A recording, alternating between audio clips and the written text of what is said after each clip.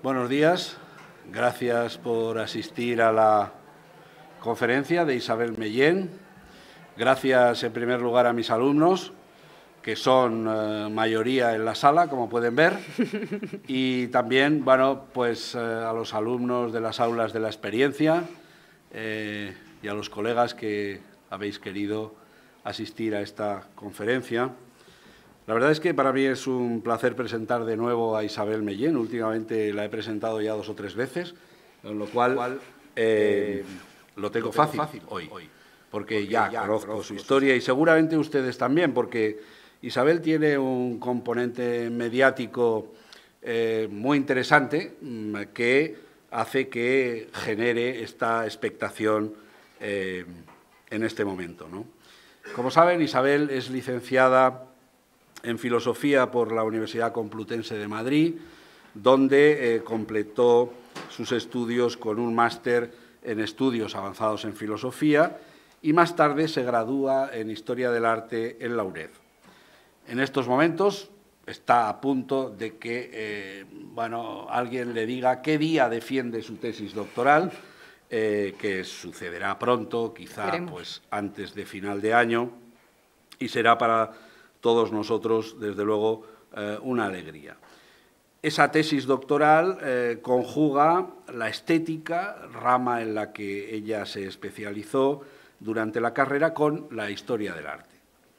Forma parte de este colectivo que ustedes conocen también, Álava Medieval, que está dedicado a la investigación histórica y artística del patrimonio medieval alavés, vasco y a su divulgación. Ella es autora de distintos trabajos académicos, pero quizá su trabajo más importante, que recoge pues el saber acumulado durante los últimos años, es ese libro que ya no sé por qué edición va. 2, de momento. 2. Yo sabía que había 2, pero vete tú a saber, que es Tierra de Damas, las mujeres que construyeron el románico en el País Vasco, editado en el 2021. A mi juicio es un trabajo, desde luego, impecable, donde Isabel expresa con una gran claridad, rotundidad en ocasiones, sus planteamientos, sus hallazgos y también sus dudas, que las tiene. Sus reflexiones, en definitiva, yo creo que lo que demuestran es la madurez de esta joven muchacha, diría yo, que ha alcanzado como investigadora, esa madurez que ha alcanzado como investigadora. Es además un trabajo muy bien informado, tanto desde el punto de vista de las fuentes que utiliza como de la bibliografía, tiene un conocimiento largo de esas herramientas que la tradición historiográfica ha puesto a su disposición. Siempre me gusta recordar en estos casos una frase del profesor García de Cortázar. Él habla de que Isabel, en este caso, no habría tirado por la borda las cartas de marear elaboradas por quienes le han precedido en los temas que ella ha abordado. Y sobre sobre esas fuentes, ella ha construido un trabajo muy valiente, a mi juicio, que introduce la perspectiva de género en un tema que apenas se había considerado y propone una nueva mirada sobre ese románico vasco. Adelante, no se corten. Y como siempre, cuando introducimos una nueva mirada, pues nos encontramos con nuevos resultados que permiten a Isabel, en este caso, proponer nuevas interpretaciones y, desde ese punto de vista, esas interpretaciones tienen que ver sobre el papel de aquellas mujeres, de esas damas a las que ella se refiere, contextualizando, yo creo que de un modo mucho más verosímil que lo que habíamos hecho hasta ahora, la actuación de estas mujeres en esas iglesias que promovieron, que mantuvieron, que gestionaron durante sus vidas. Y segundo, rompiendo, creo yo, y este no es un asunto menor, con los esquemas tradicionales de interpretación y soportando, además, una nueva lectura que que yo creo que es plena de sentido sobre las portadas, sobre los capiteles, sobre los canecillos, sobre la pintura románica en cada caso. Es un libro que, y ella lo ha comprobado, agita las aguas de esta pequeña laguna del románico vasco, y solo por eso merece la pena su lectura, y quiero animarles a que lo hagan porque van a conocer mejor el pasado medieval de estas tierras y además van a comprender mejor nuestro presente a través del estudio de esas iglesias. En definitiva, eso es lo que caracteriza el noble oficio del historiador y de la historiadora Isabel Mellén. Cuando tú quieras. Hoy nos hablará, como ven, sobre las estrategias de invisibilización de las mujeres en el arte románico. Cuando quieras. Bueno, muchísimas gracias por las siempre tan amables presentaciones que me haces. Muchísimas gracias. Creo que te has pasado como siempre, pero bueno. Y gracias también por invitarme a participar en esta sesión. Muchísimas gracias también al público asistente, tanto las personas que estáis aquí como las personas que están en casa. Y bueno, pues en un principio voy a contar un poco cómo surgió la idea de esta conferencia, porque José Ramón me pidió pues, una especie de clase para su alumnado en la que pues, hablase un poco de lo que era el románico con la perspectiva de género, más bien a un nivel pues, quizá metodológico, algo que les fuera útil, ¿no? Para luego poder desarrollar también sus propias investigaciones. Entonces, ese fue un poco el germen, pero bueno, al final veo que hay gente que está aquí que no es directamente alumnado de José Ramón, lo cual estoy muy agradecida, ¿no? Pues eso significa que hay un interés más fuera de las aulas también por estas cuestiones. Y por eso lo que he planteado ha sido una conferencia, una charla más bien de carácter práctico, viendo algunos casos que yo creo que son paradigmáticos y que nos pueden ayudar a entender cómo la historiografía, es decir, todo aquello que nos han ido contando sobre el románico en este caso, pero en general sobre el pasado, tiene ciertas trampas en el discurso o ciertos prejuicios y estereotipos, sesgos, que se han ido colando sin darnos cuenta a lo largo de los siglos, que muchas veces los hemos adoptado como dogmas de fe, pero que si rascamos un poco y miramos detrás no se sostienen en ningún argumento lógico, histórico o directamente pues, hay una especie de engaño o trampa para invisibilizar a las mujeres y que no tengan cabida en ese discurso de la historia, ¿no? Entonces, lo que os voy a presentar va a ser un poco esos casos prácticos y voy a valorar una serie de estrategias que yo me he encontrado a lo largo de mis investigaciones en las que se puede ver claramente cómo se hace esto y qué objetivo tiene detrás o cómo las repercusiones que tiene para las mujeres que quedan ocultadas e invisibilizadas dentro de ese discurso. Además, me constaba que también José Ramón había compartido otra conferencia, que yo había dado en otra ocasión un vídeo, entonces, por no repetir un poco todo aquello, voy a hacer, un breve resumen de lo que podemos entender como la problemática de la historiografía en torno al románico, ¿no? ¿Qué tiene que ver eso con la invención de un románico de tintes bastante misóginos y, sobre todo, cómo la perspectiva de género, la metodología de la historia y de la historia del arte enfocada a ver las relaciones de género en el pasado, nos puede ayudar también a sacar a la luz de nuevo a todas las mujeres que habían sido previamente ocultadas.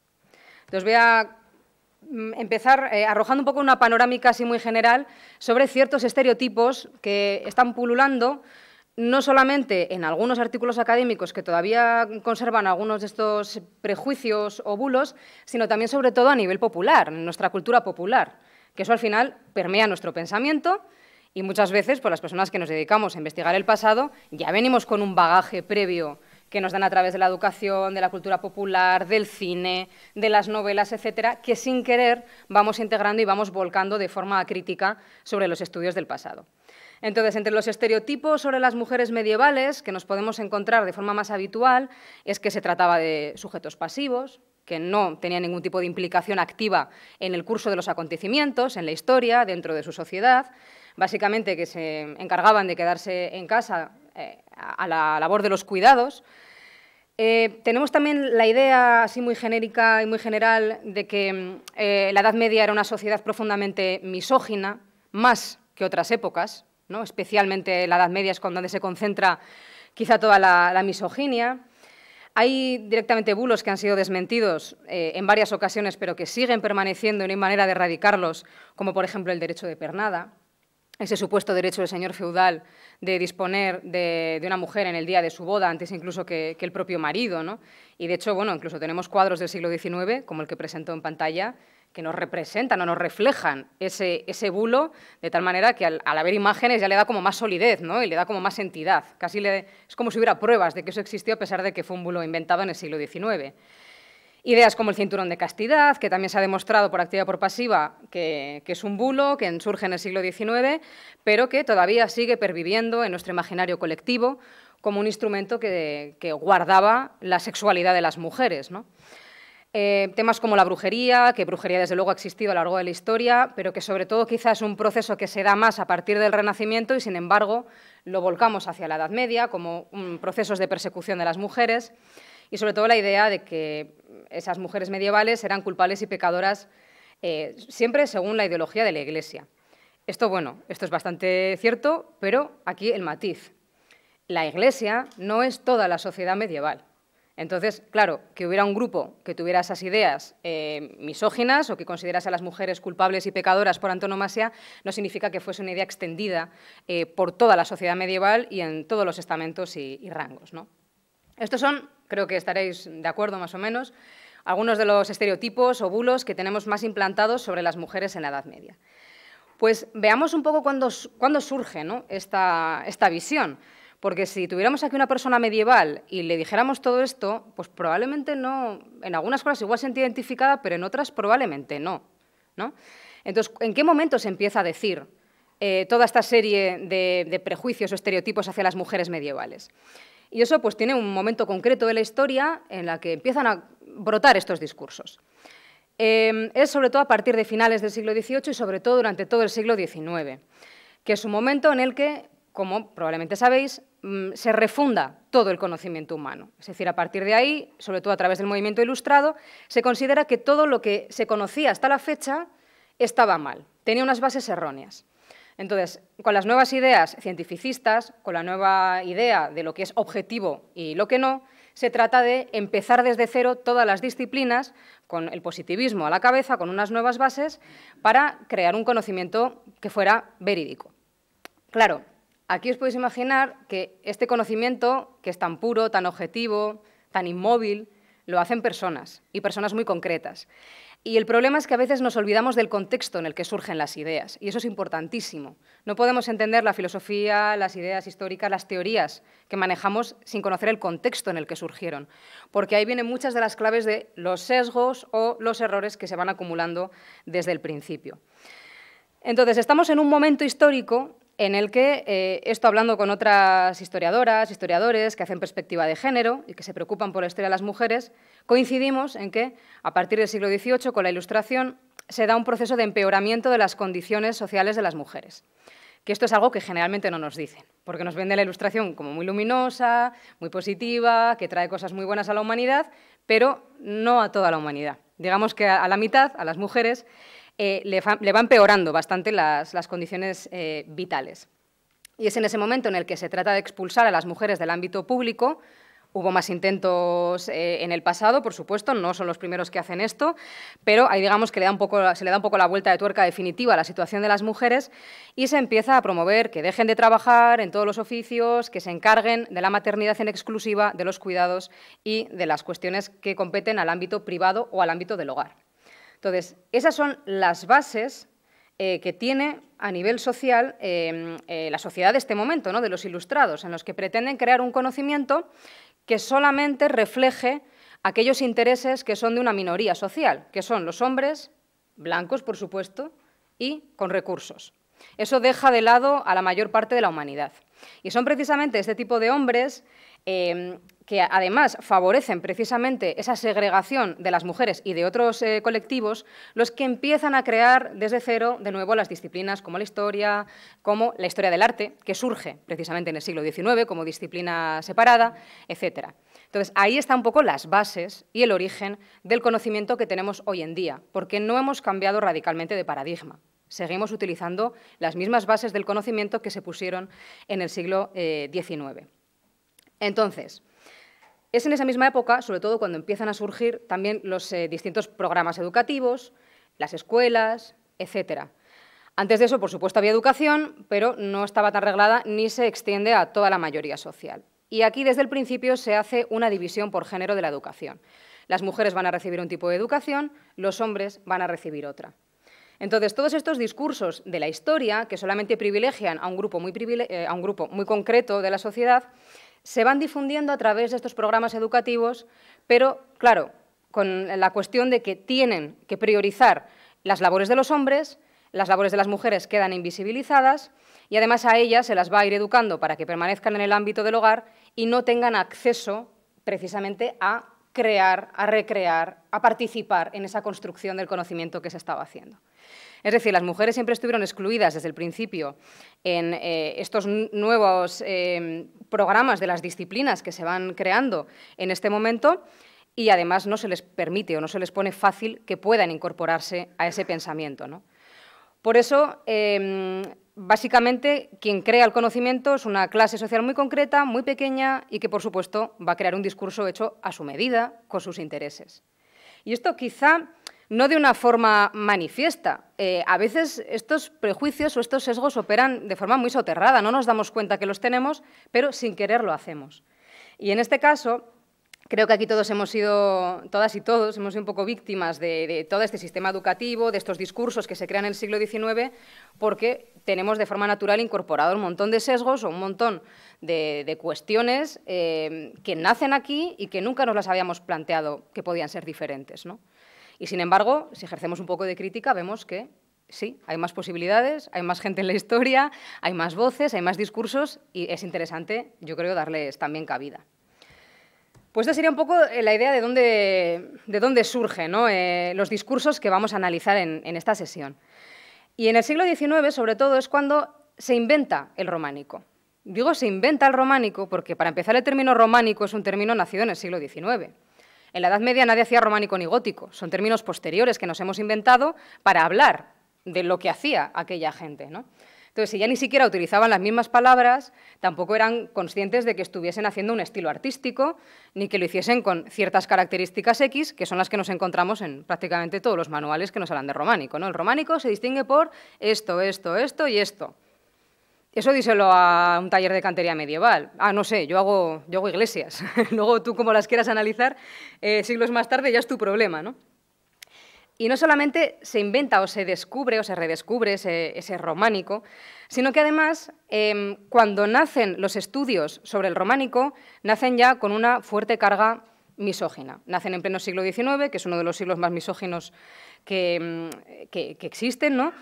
Y, claro, tenemos que tener en cuenta aquí que la mayoría de esos primeros investigadores que están poniendo los fundamentos de una nueva disciplina, de un nuevo saber y un nuevo conocimiento, provienen además del ámbito religioso.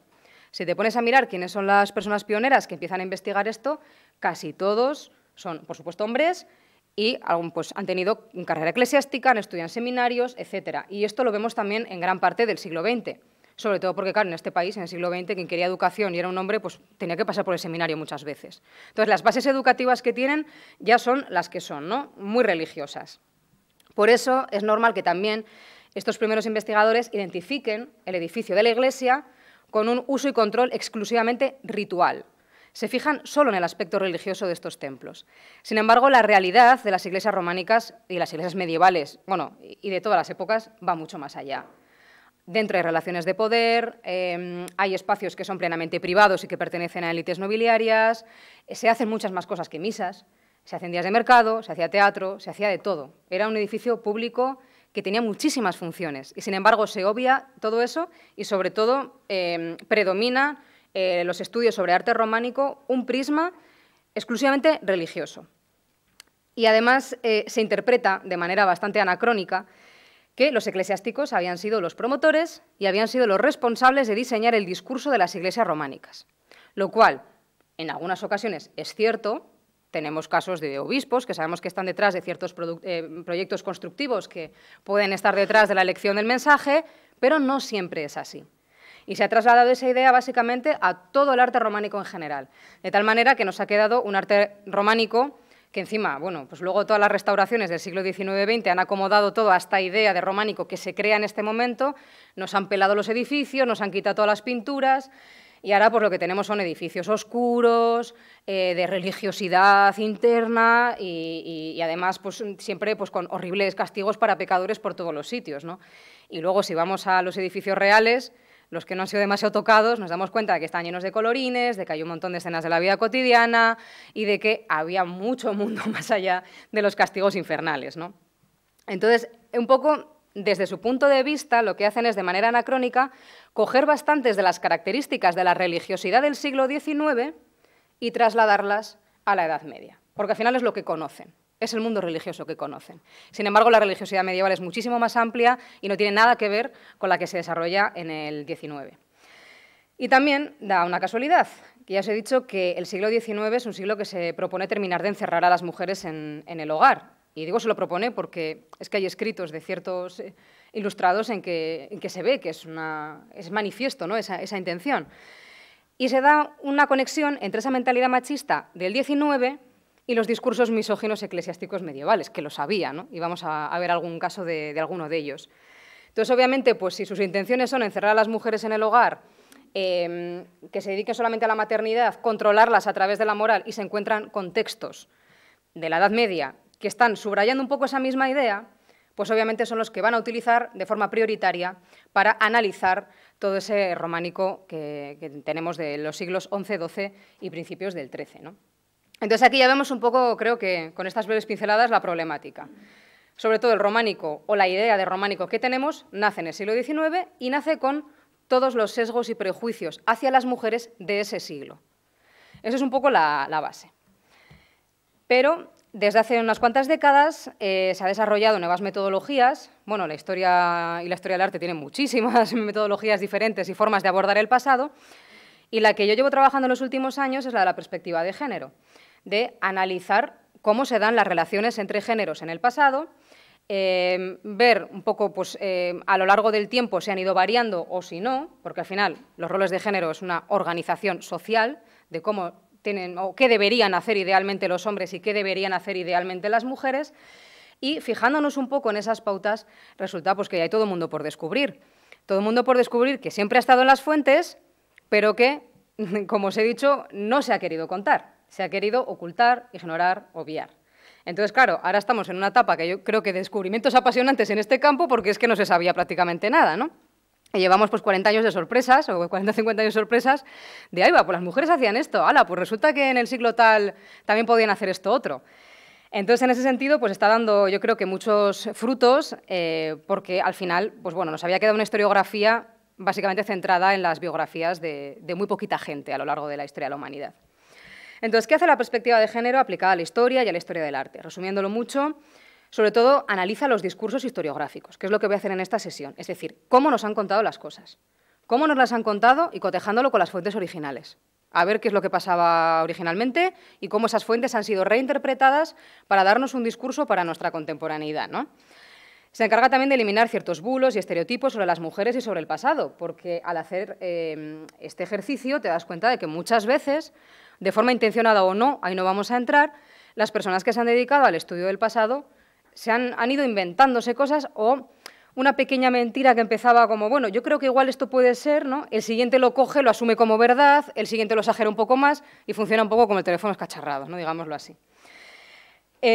También se dedica a interpretar las condiciones sociales, históricas y de género de cada colectivo de mujeres en cada época. Y siempre mujeres lo diré en plural, porque no existe la mujer como sujeto histórico, tampoco existe el hombre. Existen un montón de hombres con sus circunstancias y mujeres con sus circunstancias, ¿no? También esto nos posibilita recuperar nombres femeninos que habían sido ocultados por la historiografía, que directamente han dicho, uy, una mujer, esta no la incluimos, esta desaparece. Entonces, ese es un ejercicio que se ha ido realizando, lo de ocultar nombres femeninos durante muchísimos siglos, y ahora pues, es momento también de recuperarlos y decir, oye, que también había una mujer aquí, ¿no? Permite también contextualizar las acciones femeninas dentro de los roles de género de cada época. Ya he comentado que los roles de género es una situación ideal a nivel social, es decir, que idealmente se considera que las mujeres deberían hacer X cosas y los hombres deberían hacer X cosas. El X rellénese con lo que cada época considere importante, ¿no? Pero una cosa es lo que es un deseo social o una expresión de un deseo social y otra cosa es lo que sucedía en la realidad, que eso también hay que tenerlo en cuenta, que los roles de género están para romperse. Entonces, mucha gente lo rompe, no solamente hoy en día, sino en otras épocas también. Y eso merece ser analizado, ¿no? Para saber si el acto de una mujer era transgresor dentro de su sociedad o, sin embargo, era un rol de género habitual y era lo que se esperaba de ella, ¿no? Todo esto permite también enriquecer la historia colectiva, nos sirve para sumar más voces a los discursos que ya existen. No se trata de eliminar el discurso anterior, sino de, vale, ese es un relato, pero es que hay más voces, hay más gente, hay más historias que merecen ser contadas y merecen estar en los libros y en los manuales. Y también nos permite hacer un análisis de la evolución de la situación de las mujeres a lo largo del tiempo y el espacio, lo cual pues da bastantes sorpresas, ¿no? De que quizá en épocas que teníamos a nivel mental muy oscurecidas, resulta que igual las mujeres tenían más derecho y más capacidad de acción en su sociedad que en épocas que las tenemos como más luminosas, ¿no?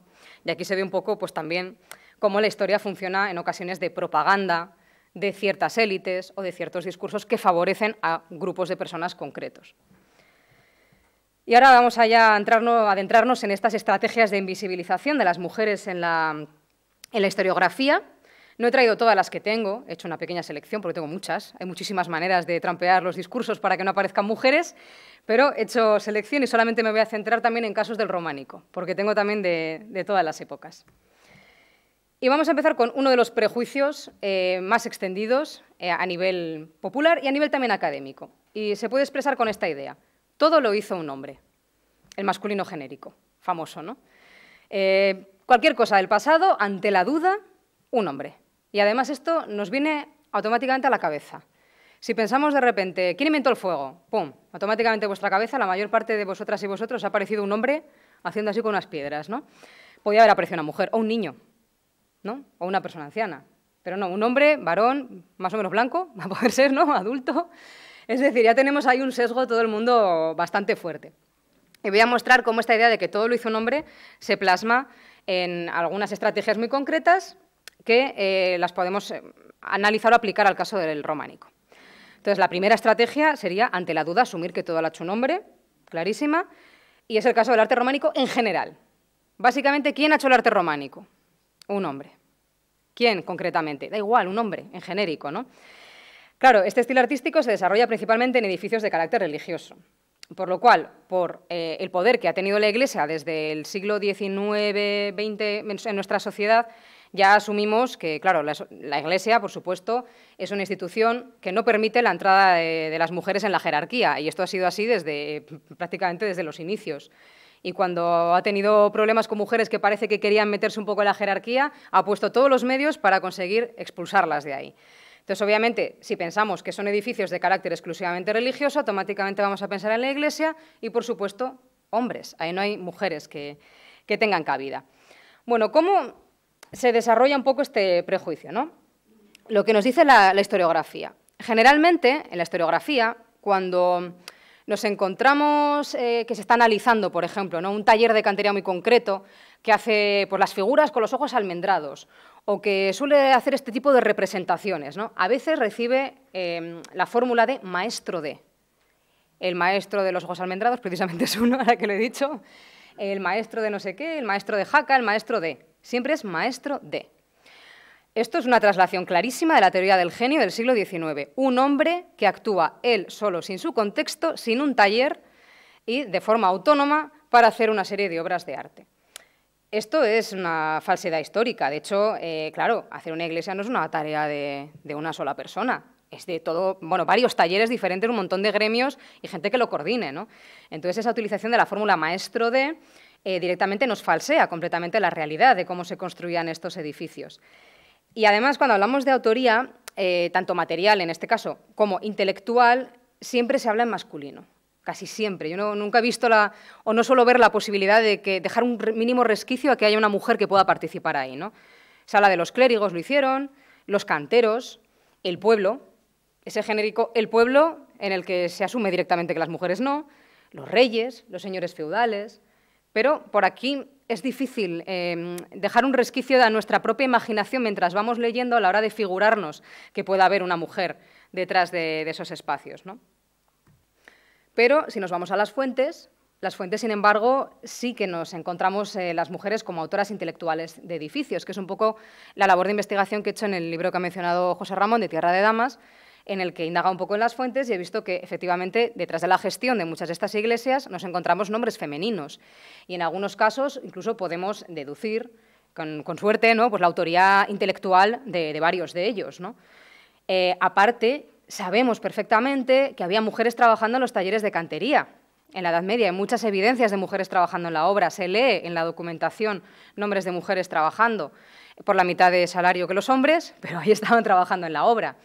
Esto es algo que cuando lo digo me encuentro con una aversión por parte de algunos hombres. La idea de que haya mujeres trabajando en la obra les parece una cosa aberrante total, ¿no? Y, sin embargo, nos encontramos con que esa prohibición de que las mujeres trabajen en la obra porque se supone que no tienen fuerza proviene también de la Ilustración del siglo XVIII, ¿no? Ese bulo de que las mujeres no tienen fuerza para trabajar en ciertos oficios y, por lo tanto, mejor que se queden en casa cosiendo. Eso es una idea ilustrada. Y fijaos la fuerza que tiene ese prejuicio que hoy en día nos parece impensable mujeres trabajando en la obra, ¿no? Bueno, pues las tenemos. Si está representada esta mujer, por ejemplo, acarreando material en una obra en el claustro de Pamplona, de la Catedral de Pamplona, ¿no? Aparecen un par de mujeres en esos capiteles. Es verdad que no aparecen representadas en muchas ocasiones, tampoco hay muchas representaciones de canteros trabajando, al final, sobre todo, quien se representa son las élites, pero ahí tenemos incluso pruebas visuales de que las mujeres efectivamente trabajaban en la obra, ¿no?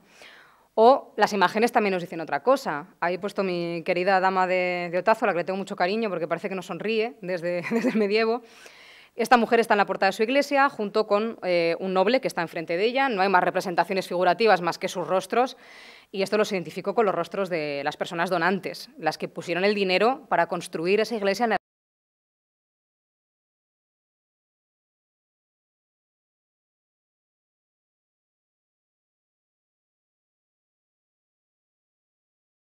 y que cuando se hace esta estrategia, ¿qué es lo que no nos están contando? ¿Qué es lo que no nos dicen, ¿no? Lo que nos estamos perdiendo del relato de la historia. Nos estamos perdiendo que las iglesias eran mucho más que edificios religiosos. Eso lo primero, ¿no? Que había muchos espacios para que las personas laicas pudieran participar en ellos y también crear y diseñar sus propios mensajes. También nos están ocultando, no nos quieren decir del todo, que los poderes laicos se encargaban y se disputaban el terreno religioso con los eclesiásticos. Esto es algo que, para mi sorpresa, he podido comprobar en el territorio vasco en los siglos XI-XII.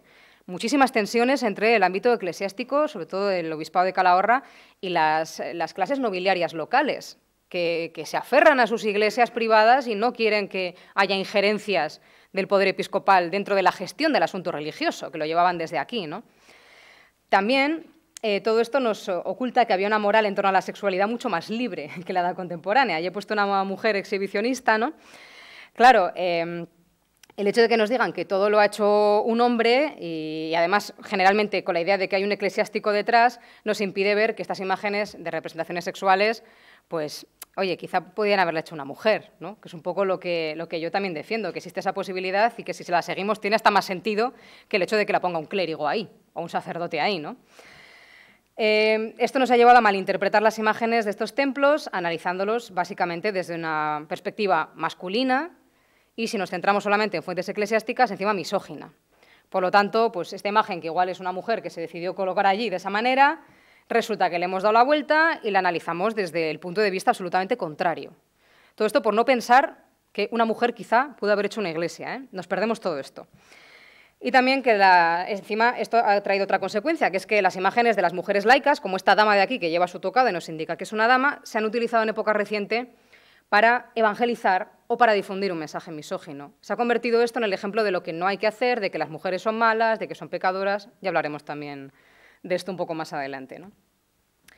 Otra estrategia que va un poco en la línea de todo lo hizo un hombre. Si hay un hombre y una mujer emprendiendo una acción en conjunto, en un documento, se cita solo al varón.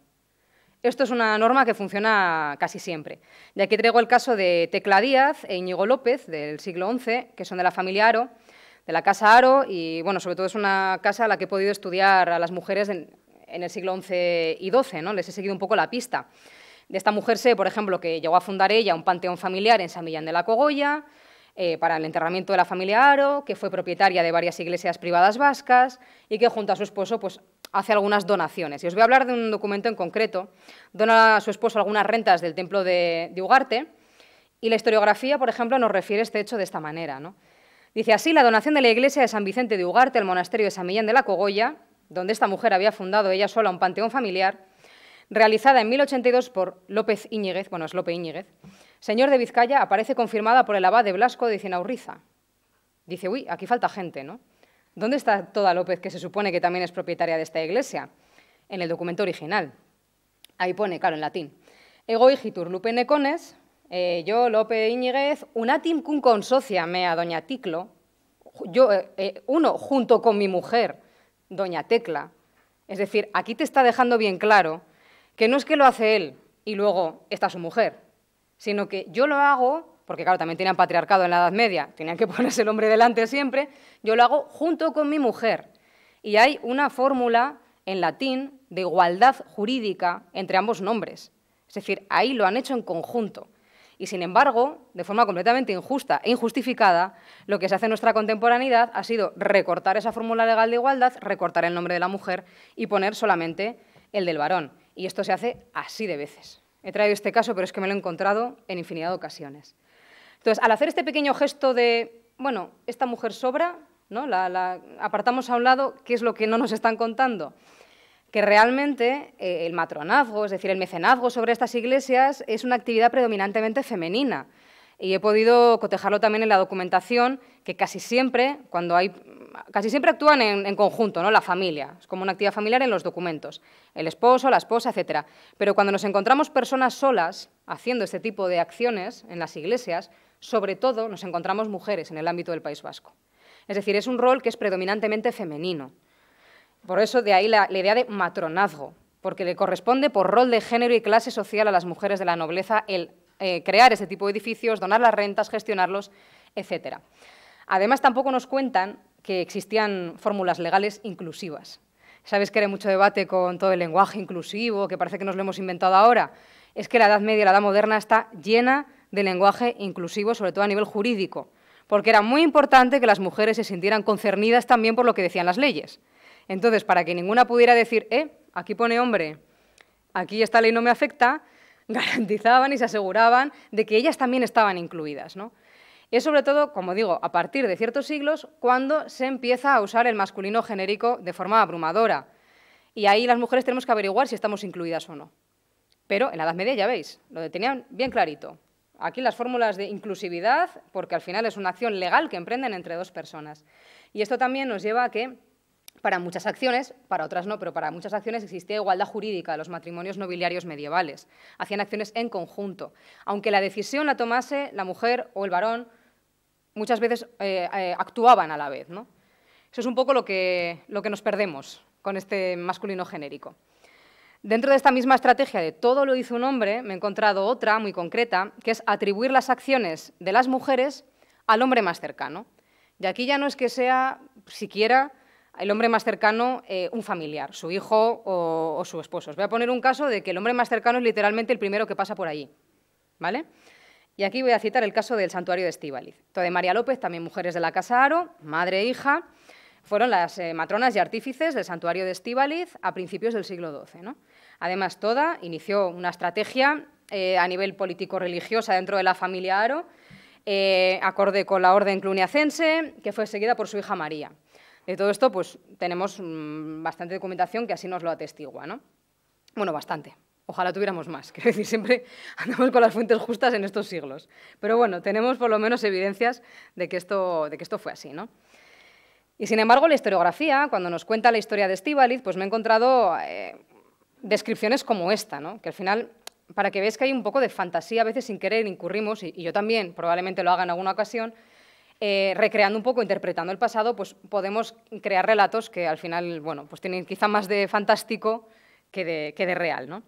Dice así: finalmente, en 1138, esta es una fecha que ahora os explico por qué, tenemos la carta de donación de la Iglesia y pertenecidos de Estíbaliz al prior Estéfano y a la comunidad de Santa María de Nájera.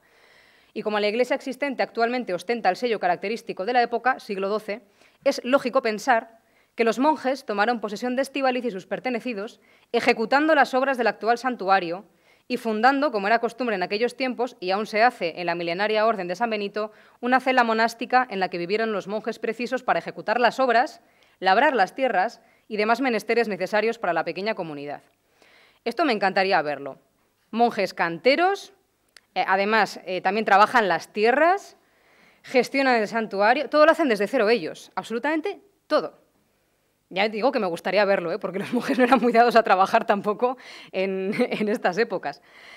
Entonces, ya veis que directamente los primeros hombres que pueden encontrar por ahí son los que han hecho Estíbaliz, a pesar de que tenemos información y los nombres de estas mujeres, tenemos un testamento, tenemos muchísimas cosas que sabemos que ellas son las artífices, ¿no? Bueno, pues esta idea de Estíbaliz hasta hace nada es la que funcionaba, que Estíbaliz se empieza a construir a partir de 1138. Y yo he conseguido llevar la construcción de Estíbaliz, o sospecho que es más bien hacia finales del 11, principios del 12. ¿Por qué se decía esta fecha? Porque en 1138 tenemos el testamento, la documentación original de María López, la hija de este combo de madre e hija que crean este santuario.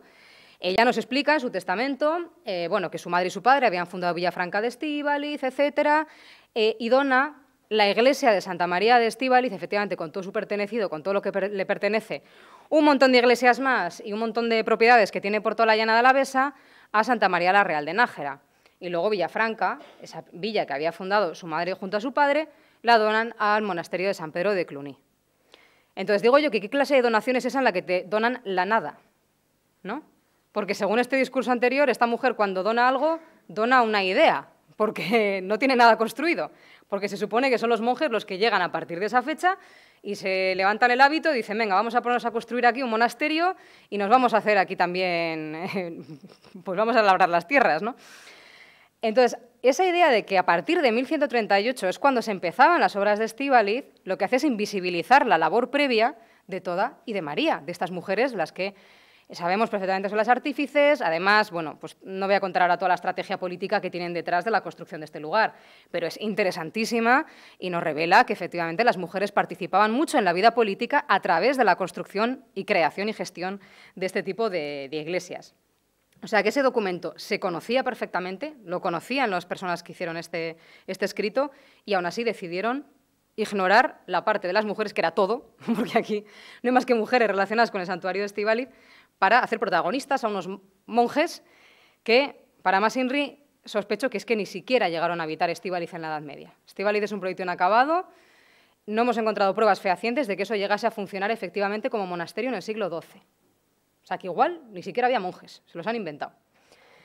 Entonces, ¿qué es lo que no nos dicen con todo esto? Pues lo que evitan decirnos, al atribuirle este mérito a unos monjes, es que las mujeres creaban las iglesias en la Edad Media, como ya os vengo insinuando, ¿no?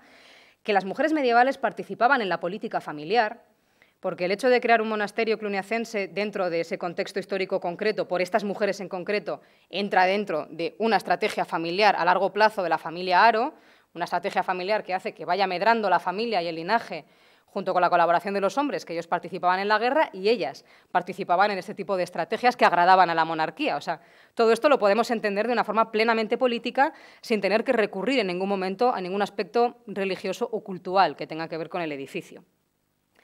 También nos están contando que Toda y María López son las introductoras del románico en el País Vasco, porque esa es la primera iglesia de la que tenemos noticia en el País Vasco. La primera, todas las demás se van construyendo de forma un poquito más tardía, ¿no?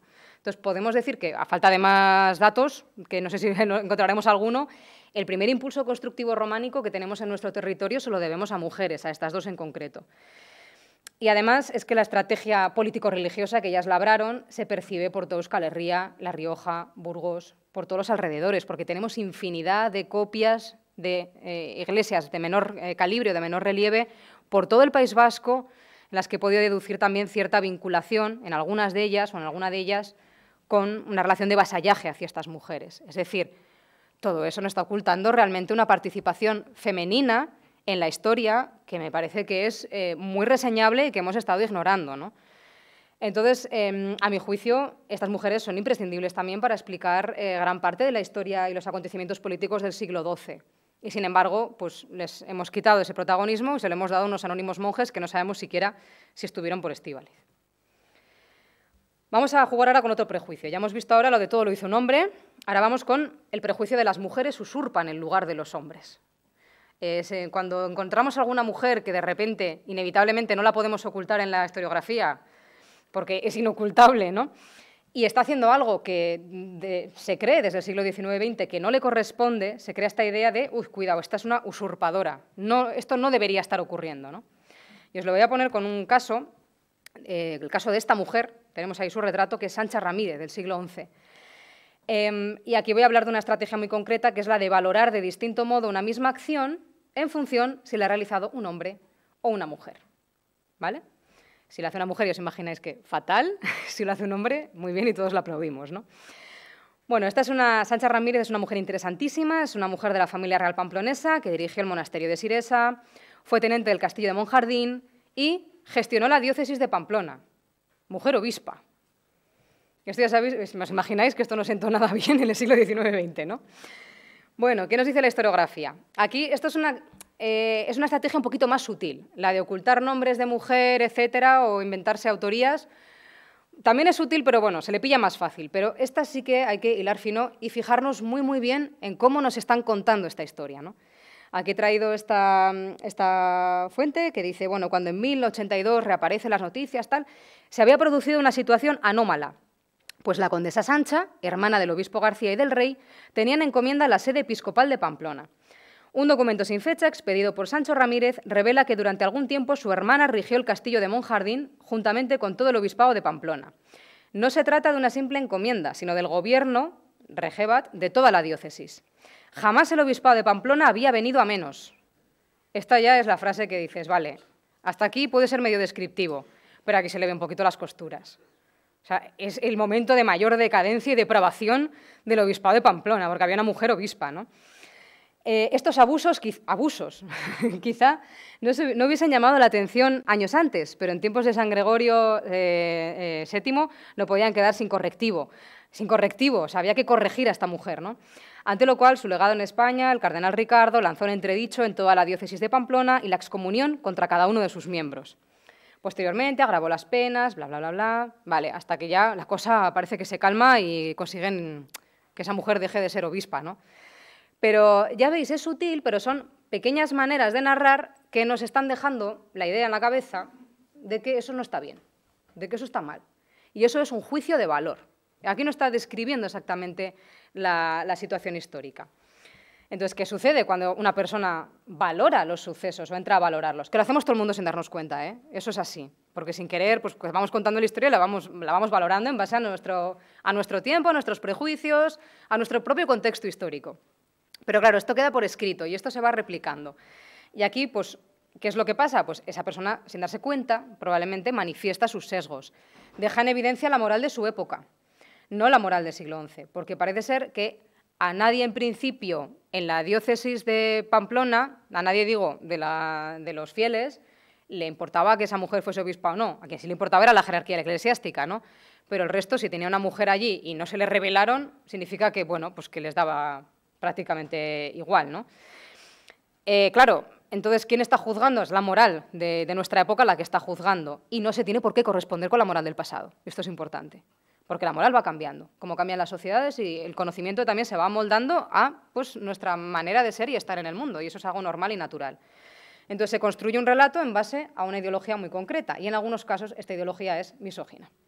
Y esto lleva a menospreciar, como hemos visto este caso, ¿no?, u ocultar las acciones de las mujeres. Probablemente, pues desde la perspectiva de género, pues nos hubiera entusiasmado tener una mujer obispa y lo hubiéramos contado de otra manera. E incluso había una mujer obispa, ¿no?, con otro tono, no con reprobación, sino con, fíjate, mira, había incluso una mujer obispa por aquí. Y el tono, al final, también lo es todo a la hora de transmitir estas cuestiones. ¿Y qué es lo que no nos dicen? Pues nos están ocultando, o por lo menos nos quieren dejar caer, o les incomoda que hubiese mujeres que se saltaron la jerarquía eclesiástica y que llegaron a ser obispas, que produce incomodidad en nuestros tiempos, cuando quizá, no sabemos, pero probablemente no produjese tanta incomodidad en el siglo XI. Tampoco nos dicen que las mujeres en la Edad Media tomaban partido y gestionaban asuntos religiosos de forma natural, y esto se ve en las iglesias privadas, se ve en las familias, las mujeres se encargaron en gran medida de la religiosidad más popular o incluso dentro de las iglesias, al margen de la jerarquía eclesiástica, durante bastantes siglos, hasta que ya el Concilio de Trento va poniendo fin a todo eso, ¿no? Pero había un poder o un control de la religión por parte de las mujeres que nos han querido ocultar, de alguna forma. Que una mujer ejerciese un alto cargo religioso no era imposible, que nos parecía muy imposible. Pues fíjate, había una mujer obispa, ¿no? Y también, esto un poco de rebote, que las mujeres en la Edad Media podían ser tenentes, es decir, estar al cargo de la defensa de un castillo. De este muchísimos más casos, más ejemplos, no era lo más habitual, porque era un rol de género asociado más a los hombres, pero también se daban casos de mujeres que asumían ese rol. Otro prejuicio que tenemos ahí flotando, eso de ahí no es una mujer. Negar la mayor. Cuando nos aparece una mujer incómoda en un edificio religioso, buscar triquiñuelas o estrategias para decir eso no es una mujer, eso tiene que ser otra cosa, ¿no? Y esto es donde yo más me he divertido en mis investigaciones, por la imaginación a la hora de analizar ciertas imágenes, ¿no? Hay un caso que a mí me encanta, que es este que habla muchas ocasiones de él, que es el caso de la parturienta de Alaiza, una mujer que está pariendo en las pinturas de Alaiza, hechas en el siglo XII. Es una mujer anónima que aparece allí pintada en las bóvedas de una iglesia románica en pleno acto de parir. Bueno, partos ya vamos a ver que en el medio hay un montón, ¿no? Pero lo curioso es cómo se ha descrito esta imagen. Lo que dice la historiografía. La primera persona que analizó esta imagen dice, ya en el inferior, tal, describe dónde está, aparece la figura de Satanás, desnudo, arrojando sus heces sobre la tierra, en posición similar a la mujer situada 2 líneas por encima, ambos sentados de enfrente, tal. Esta mujer pariendo, es que a mí me cuesta verlo. Mira, Satanás, bueno, vale, la mujer quizá no sale muy favorecida, pero lo de esparciendo sus heces por el mundo, a mí eso me cuesta verlo, no sé si alguien lo ve. Y luego tenemos también, más adelante se matiza un poco esta interpretación, que era un poco rocambolesca, y se dice, ¿no? Más adelante en la historiografía. Comenzando por la figura masculina del primer registro, observamos que es un hombre con una cabeza de aspecto extraño, hasta el punto de que nos preguntamos si tiene rasgos de simio, pobre mujer, animal considerado como símbolo de la obscenidad. O bien lleva un casco redondo con defensas para las orejas, barbilla y parte de los pómulos, porque el resultado final es que la zona clara del rostro de las otras figuras aquí se halla muy limitada y sinuosa. El personaje lleva ambas manos hacia su regazo y muestra su sexo entre las piernas abiertas.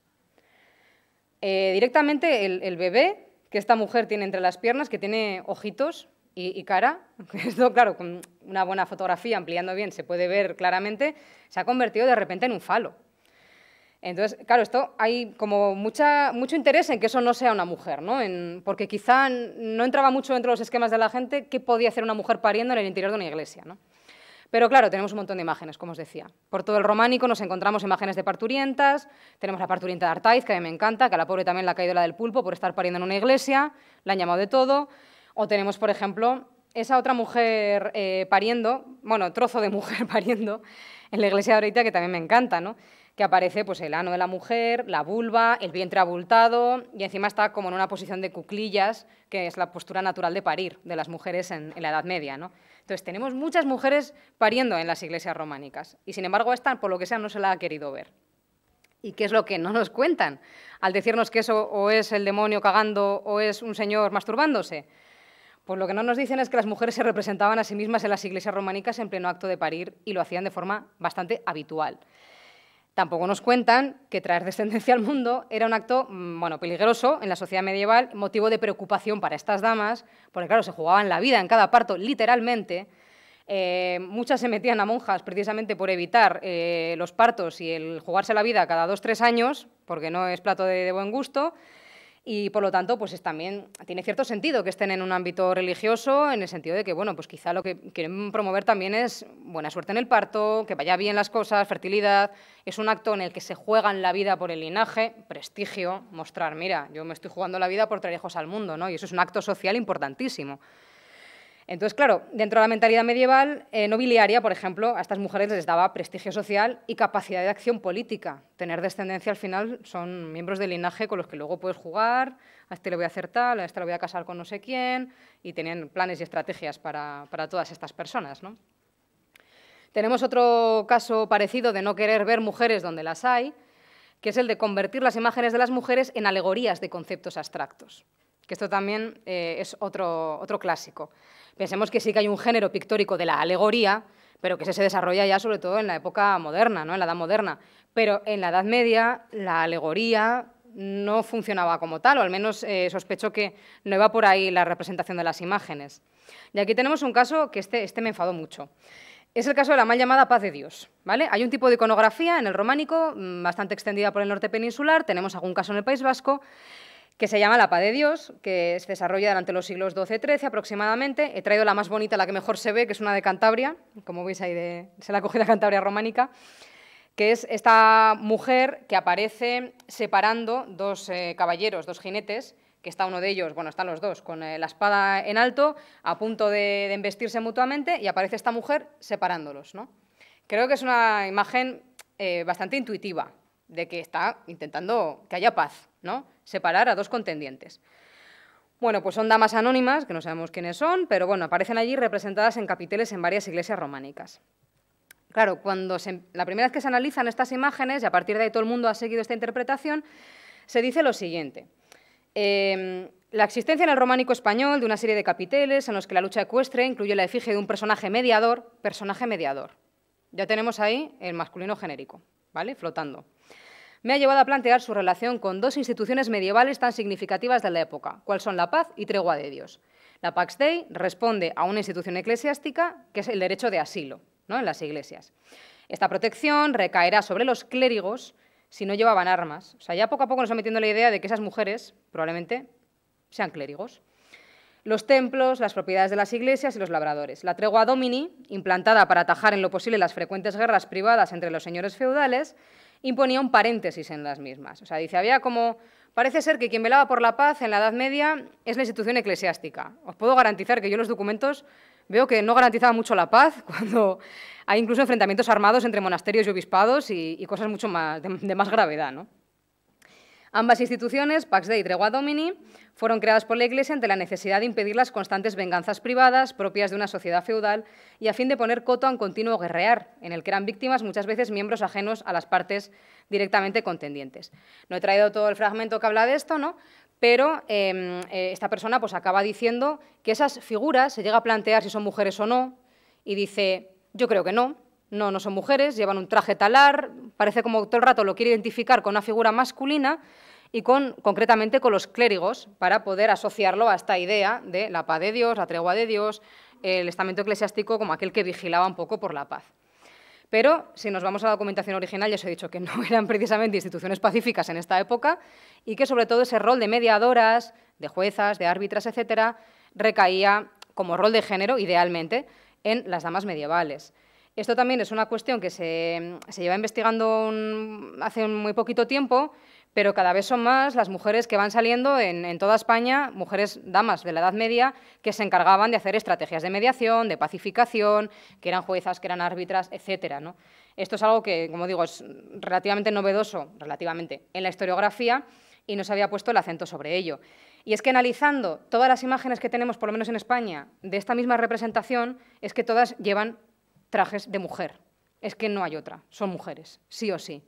Y sin embargo, se ha querido ver pues, como una alegoría de la paz, como una alegoría de un par de normativas eclesiásticas en las que ya desaparece la mujer, aquí hay una doble invisibilización. Primero, se niega que es una mujer y segundo, aunque fuera una mujer, significa otra cosa, alude a la paz de la Iglesia, ¿no? Entonces yo aquí propongo que se le llame la paz de las damas, por lo menos, ¿no? A esta iconografía, nada de la paz de Dios, que aquí Dios no pinta nada, no está representado, y lo que aparecen son damas. Y este es el caso de Fruiz, que este lo tenemos en Vizcaya. Entonces, al final, lo que no nos están contando es que las damas medievales pues, eran agentes de paz dentro de su sociedad, entre comillas, porque también participaban en la guerra. Pero bueno, digamos que a ellas se les buscaba un poquito más que hicieran esas labores de mediación. También que esa capacidad de llegar a acuerdos, de calmar los ánimos, de dirimir conflictos, era valorada a nivel social, porque pensad en una sociedad que solamente valora la guerra, se colapsa, que acaban matándose entre todos, ¿no? Hace falta que alguien ponga un poquito de contrapeso.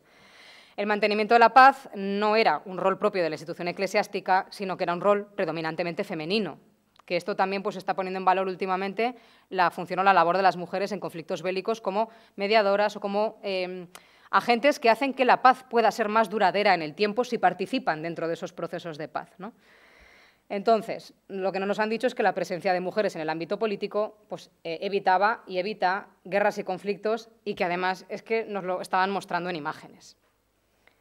Y ya para terminar, el último así, prejuicio gordo, las mujeres son malas, terribles, somos lo peor. Y aquí tenemos varias estrategias, ¿no? Tenemos, para intentar que cada representación de una mujer se corresponda con qué es el pecado, el mal, la lujuria, ese combo, hay diferentes maneras de hacerlo, ¿no?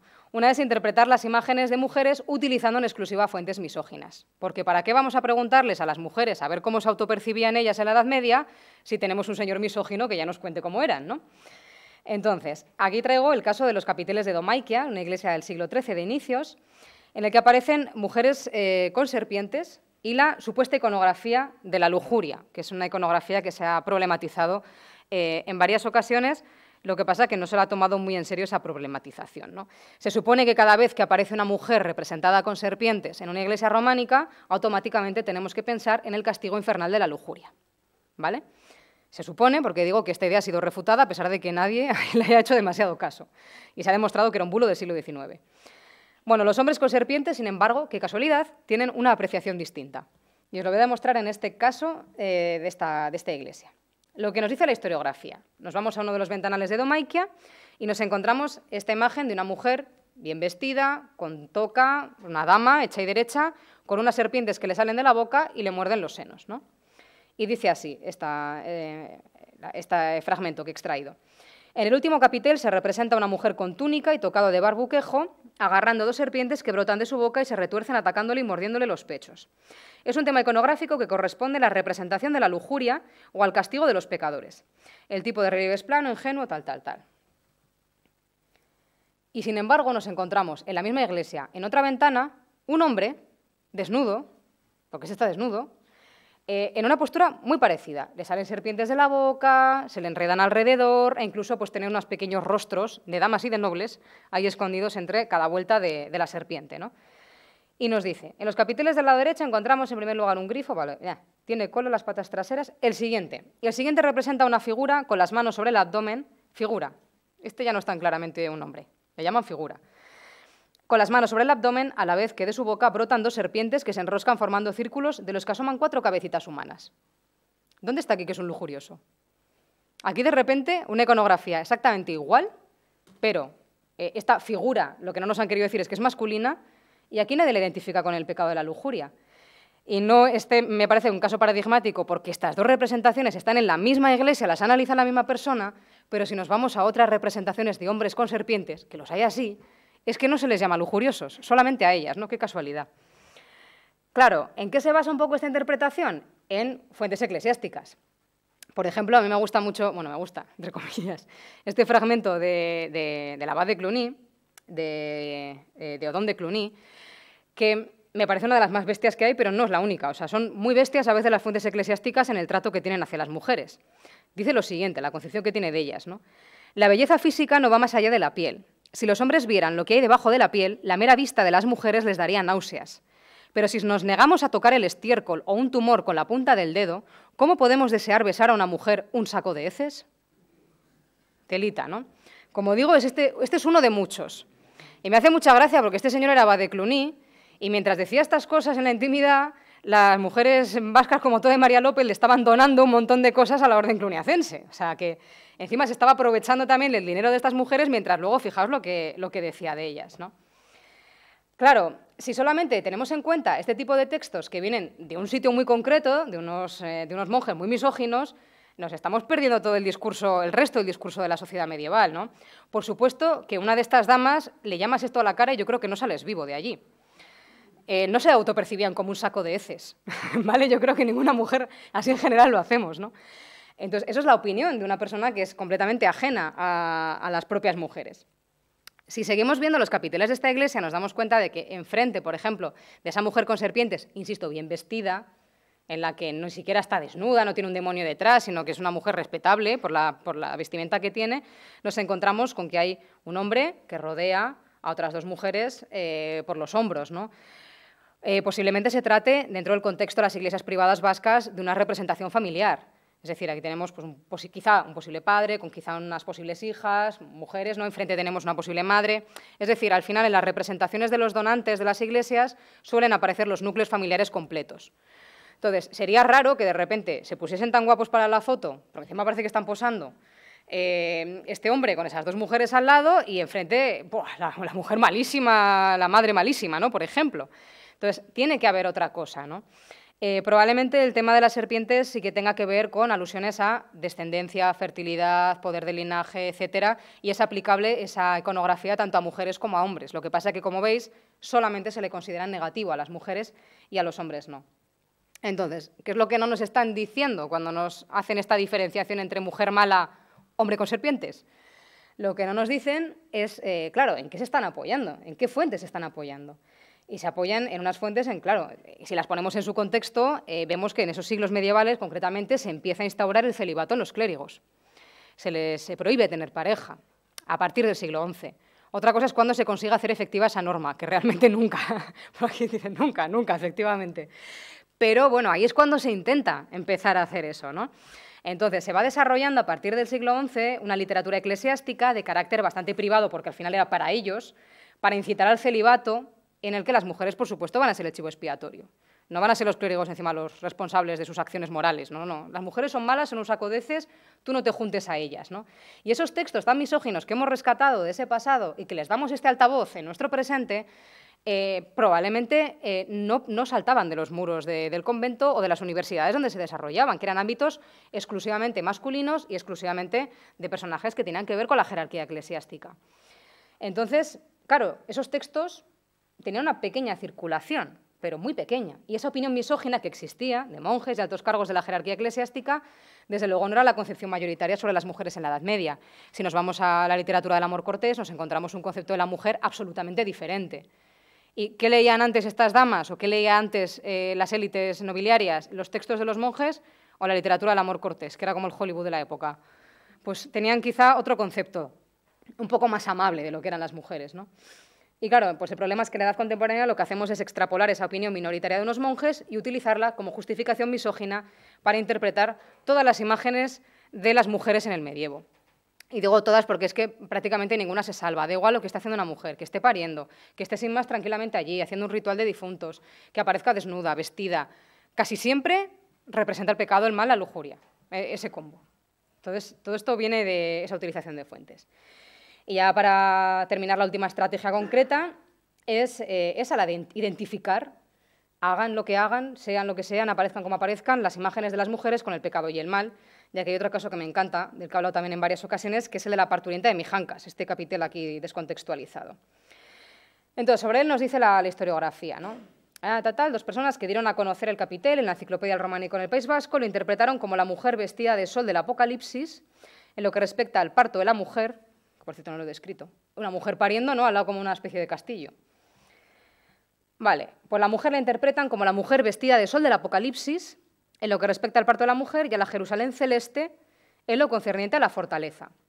Dicen, esta interpretación choca con el tipo de representaciones de la mujer vestida de sol. Dice, aquí le hace una crítica y dice, bueno, quizá no sea eso, ¿no? En ningún caso se muestra el parto, por el contrario, son otros los atributos que se resaltan, tal.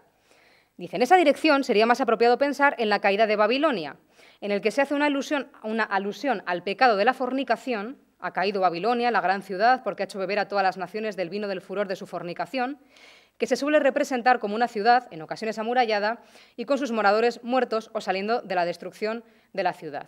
Es decir, dice, no, esta no es la mujer vestida de sol y la Jerusalén celeste.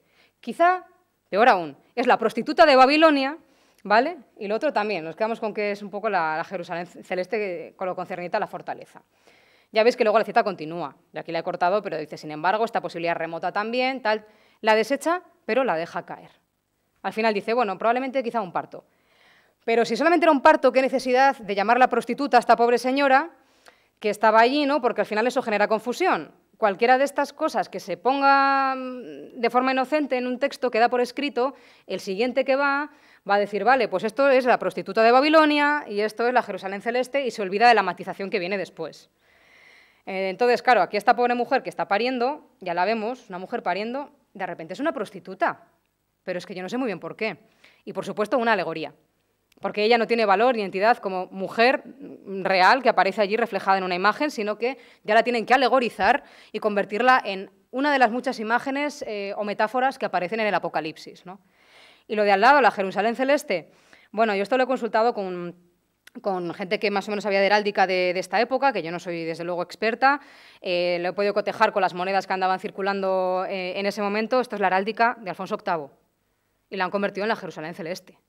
Es decir, me parece mucho más interesante una mujer pariendo al lado de la heráldica de Alfonso VIII, que aquí hay un mensaje político que igual nos sorprende mucho en nuestros días, pero que relaciona de alguna manera el hecho de parir de estas mujeres, ¿no?, con cierta idea de vasallaje o con cierta lealtad política o con cierta participación en el mundo de la política, que convertirlo en una alegoría, encima que la mujer siempre queda mal, ¿no?, del Apocalipsis. Entonces, claro, ¿qué es lo que nos están ocultando al decirnos que esta mujer simplemente por el acto de parir es una prostituta? Que digo, yo no sé qué idea de la natalidad tiene esta gente, ¿no?, porque generalmente las mujeres pariendo me parece increíble. Todas son malas, prostitutas, pecadoras. Digo, ostras, que con esa mentalidad la humanidad no prospera, ¿no? Lo que no nos están contando. No nos cuentan que las mujeres efectivamente participaban activamente en política y que incluso a veces se representaban pariendo al lado de heráldica. Además, tampoco nos cuentan de que estas mujeres muchas veces en sus propias iglesias exhibían sus relaciones de vasallaje. Y aquí traigo otro caso, que es la mujer de Oquina, que me encanta, la dama de Oquina. Aparece ella solita en la portada y tiene al lado también la heráldica de Alfonso VIII y la de Leonor de Plantagenet, ese león, también aparece justamente al lado, ¿no? O sea, ya nos está dando pistas esta mujer de quién era vasalla, dónde iban sus lealtades políticas, etcétera. Y, sin embargo, se ha invisibilizado eso, negando que eso sea una mujer real, en el caso de la parturienta de Mijancas, y negando esa participación política de las mujeres. Entonces, también nos están ocultando que parir se convertía en ocasiones en un acto político de primer orden, como señalaba anteriormente. Entonces, un poco para recopilar este viaje que hemos hecho por la historiografía y cotejándolo con las fuentes originales o con las propias imágenes, que a veces no tenemos que sobreinterpretarlas tanto, sino simplemente abrir los ojos y ver qué es lo que nos están mostrando tal cual, sin intentar buscarle una vuelta, ¿no? Y creo que después de esto hay una idea que me gustaría transmitiros, que es que hay que volver a las fuentes originales, porque ya hemos visto que basarnos en lo que se han dicho otras personas, pues oye, es necesario. Como bien decía José Ramón, hay un bagaje ahí que es fabuloso, es estupendo, es un conocimiento construido a lo largo de muchas generaciones en mucho tiempo, y eso está muy bien, y hay que valorarlo y hay que utilizarlo, pero siempre con una mirada crítica. No nos podemos creer a pie juntillas todo lo que nos han dicho, diciendo, no, es que lo dijo no sé quién, con eso ya vale. Sí, pero todos somos personas, todos nos podemos equivocar o todos pensamos desde un tiempo. Nuestro tiempo cambia. Entonces, al cambiar nuestro tiempo, vamos adquiriendo nuevas miradas, nuevas perspectivas, nos fijamos en detalles que otra persona igual no se ha fijado. Yo, por ejemplo, he descubierto todo esto porque he ido buscando a las mujeres. Si no las hubiese estado buscando manifiestamente, no las habría encontrado, ¿no? Si me hubiera quedado simplemente leyendo lo anterior. Entonces, estaba claro que hasta ahora no se habían buscado y, por lo tanto, eran prescindibles dentro del discurso histórico, e incluso a veces ni entraba en la cabeza que pudiera haber mujeres representadas en iglesias, ¿no? Entonces, creo que es un ejercicio muy sano y muy necesario comprobar las cosas, volver de nuevo a las fuentes, ejercer un poco la crítica y decir, bueno, por si acaso, esto está muy bien, voy a ver si es cierto. Es una comprobación muy sencillita. Se comprueba y se dice, vale, efectivamente sí, o ahí va, aquí falta información, o resulta que hay cosas que se han quedado un poco en el tintero. Pero, claro, cuidado con las fuentes cuando hablamos de mujeres, porque casi todas las fuentes que tenemos vienen de hombres. Y no todas son fuentes cristalinas o neutras, sino que muchas esconden intereses detrás, y eso hay que tenerlo en cuenta a la hora de releer las fuentes originales, ¿no? Por ejemplo, una fuente que se utiliza mucho para ver cómo era el estado de las mujeres en otras épocas, la legislación. Cuidado con la legislación. Todas las leyes muestran un deseo por parte de la persona o personas que las emiten de que se cumpla cierta norma en una sociedad, pero es un deseo. ¿Cuántas leyes estaremos incumpliendo ahora mismo de las que no tenemos constancia? ¿No? Por ejemplo, por aquí nadie se sabe el código legal 100%, ¿no? Entonces, la legislación siempre es un deseo, una proyección de una élite que quiere que la gente se comporte de esa manera, pero luego hay que comprobar si se cumplían. Lo que decíamos del celibato, ¿no? Sí, el celibato se intenta imponer, vale, pero se cumple, y luego miramos y no se cumple. Entonces, por ejemplo, cuanto más se repite una ley a lo largo del tiempo, más te das cuenta de que no se está cumpliendo, la tienen que repetir 30 veces la norma para ver si alguien entra en la cabeza y se cumple, ¿no? También cuidadito con los textos de hombres que hablan sobre mujeres, porque ya hemos visto, por ejemplo, el caso de los textos eclesiásticos de esta época, ¿no? Son muy, muy misóginos y tenemos siempre que contextualizar mucho, saber de dónde viene un texto, quién lo ha escrito y por qué, y cuál es su intención detrás. Porque si no tenemos eso en cuenta y nos creemos exactamente lo que nos están diciendo en el pasado, es como si nos creemos toda la historiografía que nos cuentan en el presente a pie juntillas sin entrar a valorar nada y a criticar nada. Hay que tener cuidadito con eso. Lo mejor, textos directos, cartas, versos que podamos tener de mujeres, pero es que de esos no tenemos muchos. Entonces, ojalá, porque ahí tenemos la voz de las protagonistas, que es lo que nos falta muchas veces. Esas mujeres en ocasiones no tenían acceso a la escritura o, por lo que sea, sus textos no se han guardado y se han valorado tanto a lo largo del tiempo y han ido desapareciendo. Entonces, bueno, pues si tenemos textos directos, mejor que mejor, ahí está la voz femenina. ¿Que no los tenemos? Bueno, pues tendremos que conformarnos con las fuentes que haya, pero con precauciones siempre. Los testamentos, la documentación legal, esa a mí me ha resultado muy valiosa a nivel personal, porque ahí vemos las acciones jurídicas que emprendían las mujeres y esas acciones están validadas a nivel social, ¿no? Entonces, si una mujer en su testamento emprende ciertas acciones, dices, vale, pues es que las está realmente realizando o por lo menos manda a hacerlo, ¿no? Y lo mismo con documentos de donación, etcétera, ahí se puede ver bastante bien las intenciones, pero claro, teniendo en cuenta que son documentos legales y que tienen también pues, su vocabulario, sus limitaciones, etcétera. Las imágenes a mí me han resultado muy valiosas, pero hay que aprender a mirarlas, porque, por ejemplo, la parturienta de Alaiza, yo esa iglesia pues, la he explicado en visitas guiadas en muchas ocasiones y al principio, cuando empezábamos a hacer allí las visitas, yo la describía pues, como un hombre masturbándose, hasta que aprendí a mirar. Tuve que yo misma aprender a mirar otra vez y decir, no, esto es una mujer, ¿por qué? Porque lleva toca, encima tiene la postura de parir, tiene debajo la palangana, hay una cabeza de un bebé. Pero hay veces, y esto nos pasa a todo el mundo, que primero leemos un texto o nos dan una idea, nos transmiten una idea y se nos queda tan metida adentro que ya somos incapaces de ver las cosas de otra manera, ¿no? Entonces hay que hacer una labor crítica también personal de mirar dos veces, de planteárnoslo todo, de decir, ¿estaré mirando bien? ¿Estaré mirando mal? ¿Por qué se supone que tengo que ver esto? Y eso es quizá lo más difícil, ¿no? La labor de reciclaje interno que tenemos que hacer. Y sobre todo, donde más podemos ver es en las acciones personales que ejercen estas mujeres o cuando no tenemos mucha documentación, los roles de género.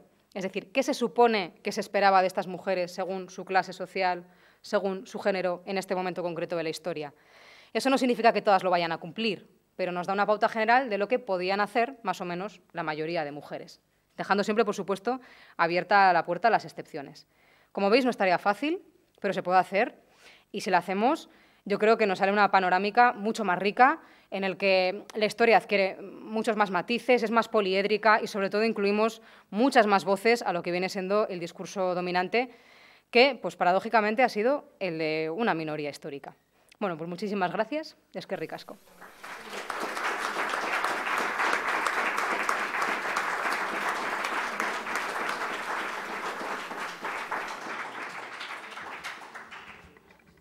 Muy bien. Muchas gracias, Isabel. Pues este es el momento de sus preguntas, si ustedes lo consideran oportuno.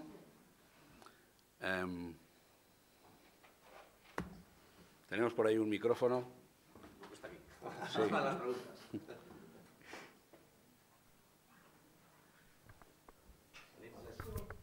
Él se anima. Sí. No. Es que es... Sí, pues hay gente en casa, ¿no? Póngase guapo que va a salir... Bien, vale. Oye, yo es que me queda un poco anodado con las culpas que tenemos los hombres en general en aquella época, ¿eh? Y digo yo, esa es mi pregunta. Esto no tiene nada que ver con la ideología judeocristiana que a lo largo de la historia, desde los inicios de la creación, es el hombre el que sale el primero. Y como se aburre, hacemos a la mujer para que la entretenga. ¿No tiene algo que ver en esto? Hombre, tiene muchísimo que ver. Creo que ha quedado un poco... se trasluce un poco en todo el discurso que he hecho, ¿no? De cómo al final, en gran medida, esa idea que tenemos de un románico muy misógino y en el que las mujeres siempre son pecadoras y malas, todo eso viene de una especie de abuso de las fuentes eclesiásticas, ¿no? Y es verdad que, ya lo he comentado, y no se esconden, la jerarquía eclesiástica es manifiestamente machista. Es decir, impide a las mujeres en el siglo XXI también, forma parte de su jerarquía. O sea, tiene una exclusión de base, y esto lo ha tenido desde siempre, ¿no? Y cada vez ha intentado más expulsar a las mujeres, o, por ejemplo, está el caso drástico de encerrar a las monjas, de obligarles a la clausura después del Concilio de Trento, ¿no? Que me parece un acto muy fuerte, de ya tenemos aquí una serie de mujeres religiosas que no sabemos muy bien qué hacer con ellas, que no están en la jerarquía, pero que están cerca, porque algunas tienen mucho poder, las encerramos en vida. O sea, me parece como muy, muy fuerte el gesto, ¿no? Por supuesto, tiene mucho que ver con todo ello. Pero yo no hablaría de culpa masculina. Hay muchas de las fuentes que están escritas por mujeres, no tiene nada que ver. Quiero decir, al final son prejuicios que tenemos todo el mundo, nos han educado en ello, y hay muchas de los textos que he traído de la historiografía reciente han sido escritos por mujeres, eso no tiene nada que ver, mujeres, hombres, es culpa si tenemos que culpar algo. Una educación, una serie de valores que venimos heredando de otros tiempos, que ahora que pues quizá ha llegado el momento en que queremos desprendernos en gran medida de ellos, pero todavía nos queda mucho ahí. Pero sí, tiene mucha relación. Bien. Pero la duda que tengo ahora es, por ejemplo, si esta tendencia de la Iglesia desde Roma controlando todo el Occidente, su ideología, ¿por qué en el País Vasco en concreto, en el País Vasco que somos un puntito de todo Occidente, impera esta ideología? A ver, el tema de las mujeres que manejan predominantemente las iglesias vascas en el románico, que es un poco el tema que yo trato en el libro Tierra de Damas, es algo que todavía me sigo preguntando, porque me haría falta conocer más contexto de otras zonas geográficas, que eso me enriquecería un poco más en esta visión, pero lo que sí que me he dado cuenta es que en el caso del País Vasco se da una circunstancia muy concreta que hace que haya un gran vacío de poder religioso en estos siglos, en los que se empiezan a crear estas iglesias. Existió un obispado de Álava primigenio, que desaparece a finales del siglo XI, que ocupaba prácticamente por las 3 provincias vascas, salvo las partes más occidentales y orientales, y justo desaparece ese obispado y se traslada a la lejana Calahorra. Por lo tanto, si ya había aquí un obispado que tenía sus redes de poder instauradas, de repente se elimina, se traslada lejos. ¿Quién se queda en el territorio? Las élites, que ya estaban desde antes gestionando, obviamente, todo ese patrimonio eclesiástico, ¿no? En esa época no estaba la Iglesia tan fortalecida a través de los obispados, sino que estaba todo en construcción, digámoslo así. Eso genera un vacío de poder tremendo, que además las élites locales aprovechan para decir esto, que ya era mío, sigue siendo mío. Porque que venga un poder lejano desde Calahorra, un obispo al que no conoces de nada, que trata de tener una injerencia en un territorio que le es completamente ajeno, que no conoce cómo son las relaciones de poder de aquí, y de hecho chocan muchísimo. En la documentación se ve que hay muchos choques, y que efectivamente aquí lo que se intenta salvaguardar es el tema de las iglesias privadas, y la intención del obispado de Calahorra es quedarse con las rentas que se generan en las iglesias privadas, le preocupa el dinero. De todo eso que estés ganando, yo quiero mi parte. Y la gente de aquí dice, ¿cómo? Son nuestras iglesias, las gestionamos de esta manera y aquí no va a venir ningún poder de fuera a irrumpir, ¿no? Y la cosa termina tan mal como que hasta el siglo XVI, creo que con Bernal Díaz de Luco, si no me confundo, no se deja entrar en Vizcaya ningún obispo, ni a ningún vicario. O sea, la cosa acaba muy mal, o con la excomunión de toda Álava. Quiero decir, era un tema que había mucho enfrentamiento. Y también hay otra cosa importante, que los grandes monasterios estaban fuera de este trocito que hoy en día llamamos País Vasco, que en aquella época obviamente no recibía tampoco esa denominación, pero el más cercano era San Millán de la Cogolla. San Millán de la Cogolla, Nájera, también se donaba mucho al monasterio de Leire, incluso al monasterio de Oña, al de San Juan de la Peña, fijaos si está lejos San Juan de la Peña. No había un poder monasterial grande en este territorio. Se intenta con Estíbaliz, pero no llega a buen término. Y entonces se produce una serie de condiciones históricas muy concretas que hace que aquí no haya un poder muy fuerte y se pueda ver mejor esa implicación de las élites nobiliarias, del laicado, sobre las iglesias. Y eso se ve en la documentación, pero se ve también, que esto es muy interesante, en la iconografía, que la iconografía románica vasca es predominantemente laica, es difícil. Hay alguna escena religiosa de algún santo, pero es muy difícil encontrar. Casi todos son temas que tienen que ver con la vida de la nobleza, con escenas de la vida cotidiana, monstruos, vegetación, pero no te vas a encontrar, salvo Estíbaliz y Armentia, que son iglesias que sí que tienen otros condicionantes, no te vas a encontrar santos, vírgenes, cristos, es raro, es raro. Hay alguna, pero muy tardía ya. Entonces, aquí se da el escenario perfecto para poder ver cómo en unas iglesias en las que las mujeres no tienen ningún impedimento para poder participar activamente en esa vida religiosa, crean esa iconografía. Ahora, esto lo interesante sería llevarlo a otros contextos estudiar cuáles son sus condicionantes, si tenían cerca algún poder religioso, cómo eran las relaciones de poder de esas zonas y ver hasta qué punto no se puede desarrollar ahí. La idea de matronazgo está manifiesta por toda Europa, eso es cierto. Pero aquí digamos que tenemos un caso buenísimo para ver cómo eso se traslada a la iconografía románica. No sé si he resuelto. Perfecto, perfecto, sí.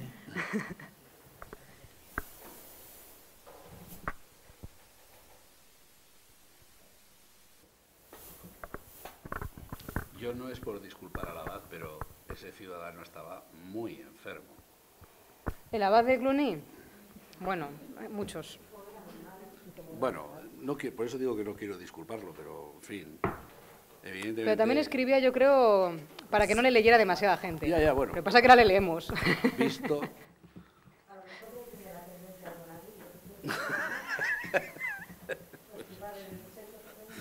Tendencia al monaguillo.